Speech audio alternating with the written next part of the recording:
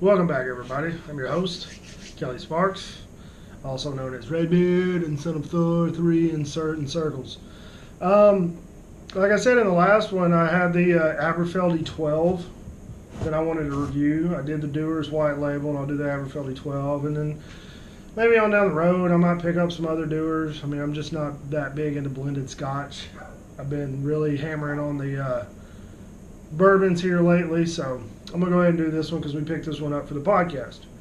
Aberfeldy 12-year-old. It is owned by Dewar's and is their single malt that they use for their Dewar's White Label and other blends. My dog's barking. Try to make this one quick because I already reviewed this one before. I want to say something like 1% of this single malt is bottled for Aberfeldy 12. It's very, very limited. Like it's got a limited edition bottling on it. That's weird. I'm looking up. I wonder if that's on all of them. It says limited bottling number 2905 on this bottle. Well, I'm looking at a website right now, and the picture they have says limited bottling number 2905. I wonder if it's just produced that way. So you think you're getting limited bottling, but not really. All right. Details. A fruity, clean, and polished malt with a touch of honey and spice. Aberfeldy 12-year-old is an excellent introduction to this Highland distillery.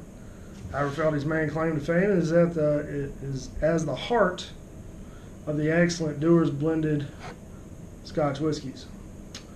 Let's see, what does it say? Food coloring. Yes. It's a 12-year-old, but most 12-year-old Scotches don't have that much color to them. If you refer to like a Lagavulin 16 or a Lafroig 10, they're a lot lighter in their color.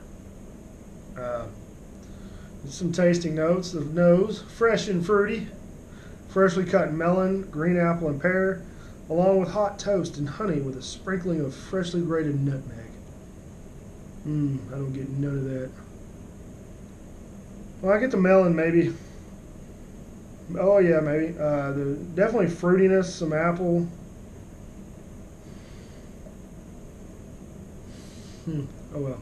Palate, lovely smooth texture with rich honeyed fruit, freshened up with crisp apple notes. Gentle, sweet spice adds to the complexity. Very drinkable.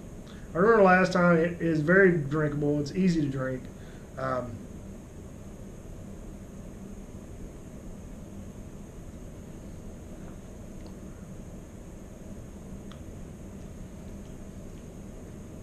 mean, it's not bad. So, here's the producer's tasting notes. Almost incense-like, heather honey with a fruity softness, notes of pineapple, toast, and cereal.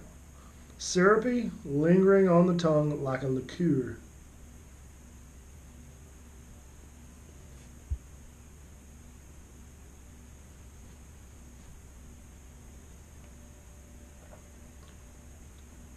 I guess it does kind of linger like a liqueur. It has that. It does kind of have a syrupy body. I mean, it's very, very oily in the glass, so that probably leads to that. Full flavor, the perfume characteristics become more spicy with a bitter hint of Seville oranges. Never had Seville oranges, but I'd like to try them now. And a decidedly dry finish. It is very dry on the palate. So, I've said this before. I recommend, if you're going to get into drinking different whiskeys, tasting whiskeys and whatnot, find the tasting notes and try to see if you can pick out what the producers, what the distiller is saying that you can detect in it. Because what you're going to taste is a lot different than what I'm going to taste. Because we have different palates. I like very strongly flavored bourbons and scotches from Islay. Whereas most people, they don't like those. That's why blended Scotch, whatever, is the most produced whiskey in the world, most purchased whiskey or whatever. So,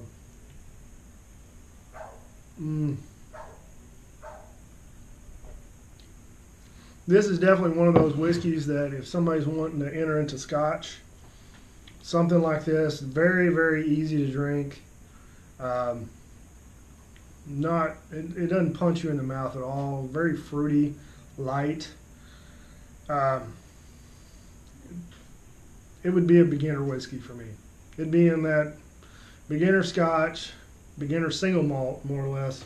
Because, I mean, even the Dewar's White Label is a lot less invasive than this.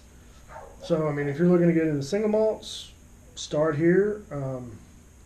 Monkey Shoulder, that's not a single malt, but it's a blended. That's another good one. I need to review that one. I've had it before. I wish I did this years ago, because if I would have started this channel in 2014, when I first got into Scotch, started reviewing these as I purchased them, God, I'd have 500 freaking videos. It's ridiculous. The amount of whiskeys that I've purchased that aren't even available anymore, that I didn't even have any clue. Lafroig 18-year-old, Ardbeg Supernova. Yeah, I just killed that one. Some of the Octomores. I mean, I held on to that one for a while. But I've had quite a few limited bottlings that I just had no idea what I was getting at the time, and didn't hold on to it or whatever, and just drank it, and I don't even remember. Got drunk on them. Oh well. So that's my opinion. If you're looking to get into Scotch, try some stuff out. Aberfeldy 12 probably be a pretty good one. It's got a decent price point. I'm about to go outside and choke my dog because she won't shut up. Still got another hour till feeding time. So, with that said, y'all buy some whiskey, drink it with your friends, share it with your family, whatever. At Sun43 on Instagram, at Bearded Idiots Podcast. Check us out. We do whiskey reviews and talk shenanigans and other shit. And I hear somebody coming into my house. Hi, Aaron. Hi. It's Aaron at the Whiskey Vein. What are we doing? I'm finishing up this Aberfeldy 12 review. Oh, okay. I'll be glad. Oh, I'm almost done. So check us out. Remember, Aaron Bailey at the Whiskey Vein. He's also on the Bearded Idiots Podcast. The Curtis H. as well. Like us, share us with your friends. Drink some whiskey, and be safe. Have a good night.